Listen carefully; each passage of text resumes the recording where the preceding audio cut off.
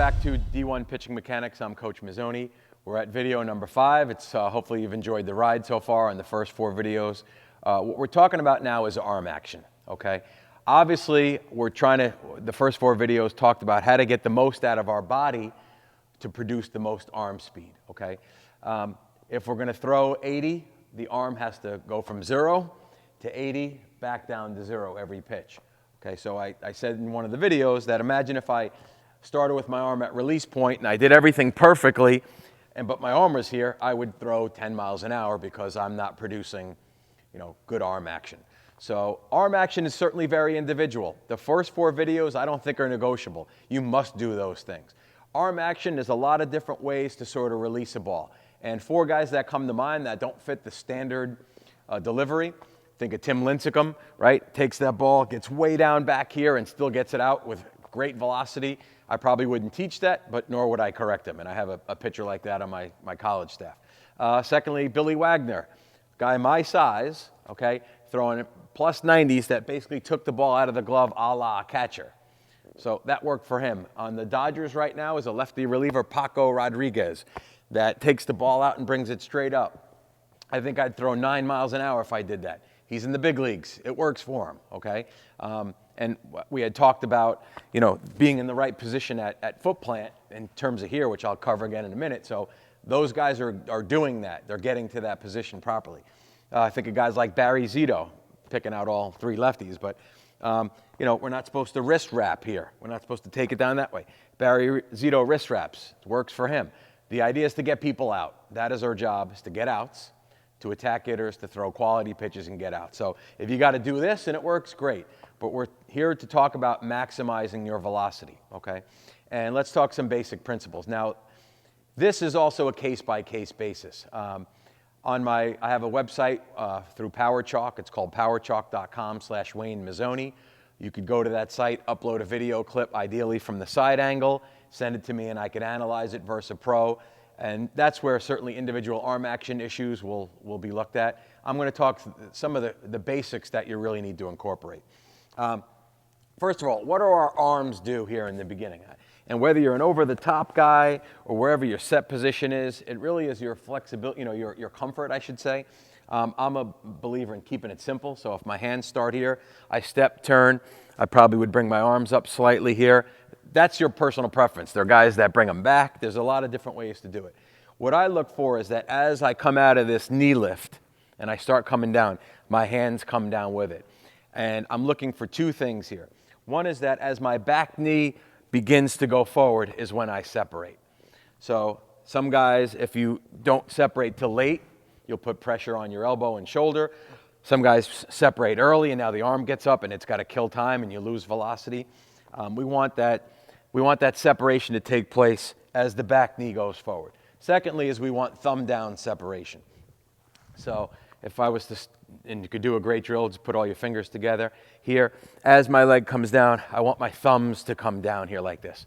And relax too. My elbow would go towards the target and my back elbow would come down as well. So in this position, guys should be relaxed. Not ridiculously loose, but if we're tense at all here, we know that if we hit with incredible tension in our hands or hit a golf ball and you're incredibly tense, you'll lose distance, you'll lose power. Same with pitching. Our body will be tensed up just as we need it at release point. If you're tensed early in any part of the body, but especially the wrist and the hand, you're going to lose velocity. Out of all the levers we have ankle, we have toes, we have knee, hip, shoulders, elbows, fingers, wrist. The most important is our wrist in terms of our velocity. If I put a brace on you here and you pitched without the flexibility in your wrist, you would lose half of your velocity. I've never tested it, but probably half your velocity. So as you come down and separate here, the ball just kind of drops down nice and easy and relaxed. Nothing forced, nothing tense, nothing stiff. Okay, from the bottom of this circle is where I probably see more problems than anything. And I think, not to throw the world of Little League coaches under the bus, but I think they have a team of kids out there and they're trying to coach them and they put everybody on the knee. I've seen it many times. And they have the kids go, lift the ball up like this, lift the ball up like this. The majority of arm swing problems I see are kids that from the bottom position lead with the ball on the way up. As you'll see on the videos that I put on the site that goes along with this, that does not happen. Okay? From the bottom of our swing here, the ball rises up. The wrist and the hand do very little. The elbow, almost like we had a marionette puppet string pulling our arm up. Not this, but it just rises up as a unit like this, as opposed to the ball leading the way. And if we take it down nice and relaxed and we let it come up with the elbow, it's going to put us in the right position here at foot plant. And if you are interested in Googling Mariano Rivera in Sports Illustrated article where they talk about his development and how great he is, he has one mechanical checkpoint only. His only mechanical checkpoint is that he tries to keep his arm down and back as long as he possibly can. He wants all the sequential unlocking of his body to now produce the maximum amount of arm speed on the ball, which makes that cutter tremendous. So to recap, and we're going to cover some more, nice and relaxed hands. We separate as our knee goes forward with thumbs down. Nice and relaxed back here. We lift up more with the elbow than with the hand. And we get to this position here. We're somewhere up in 90-degree position at foot plant. Now, from this back angle here, we'll see some other principles that you'll want to watch out for. If your hand gets outside your elbow, so if my hand gets outside my elbow, I already actually feel the pain in my shoulder as I do this. If I get out this way, and a couple of guys do, I think about Madison Bumgarner from the Giants. Every rule in arm action, there's certainly an exception. But when the arm gets out this way, you lose velocity, sort of like a skater spinning. The further your hands are away, you lose centrifugal force. So we want to bring it up in this position. And again, I'll show you some videos. I believe I have Mark Burley, I think Zach Greinke, where you see better in the proper position of from down at the bottom up, to the top through here. Now, the great part of all this really is that arm action, that arm angle, whether I'm here, Randy Johnson, Pedro Martinez, majority of guys that are in this three-quarter spot, some high three-quarter guys, Lincecum, Ben Sheets, etc. It's not coachable. It's not. If you do everything through here and you land and you get back to this position, wherever you get yourself through is fine. And usually, a lot of these positions are just versions of the other. So if I'm here, or I'm here, or I'm here, or I'm here, it's just my posture as opposed to the angle of my arm. We always want our shoulder, our elbow at least as high as our shoulder, if not higher. But that could be here. That could be here. And that's why individual posture is crucial as well. So release point angle to me is not a deal breaker in anybody. As long as you can maximize your arm health, your velocity, your location, we can all make all of that work. Now, front side arm action. I'll face through here. What I'm looking for is that we lead with the elbow. Some guys get the glove out, which is fine as long as thumb is down. There's, I think, some misnomers about what the front side should do. Certainly, a lot of guys are coached to pull completely in here. And if that's what you do, I'm okay with that. What we really find is that most guys get this action towards their glove. So they are pulling back in, but almost like their arm was on a pole. So they're sort of pulling back in. And most guys that release, their glove is over the front side of their foot, like this.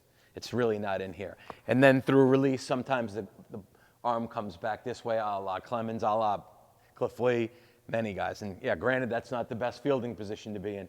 But if you're putting max effort into that pitch, you're going to finish all the way through there. If you do tuck in, that's fine as long as it doesn't really restrict you and you feel uncomfortable in that regard. Because there's not a lot of guys that field a ground ball throw and bring it completely in here. We usually bring it down to the side in that regard. Now, last piece as we talk about arm action is our follow through and our finish.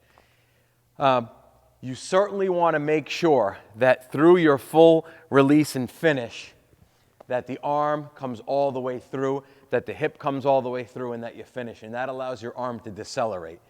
If I see anything where the guy throws and then stops and the arm stops here, that's going to lead to some serious rear rotator cuff problems.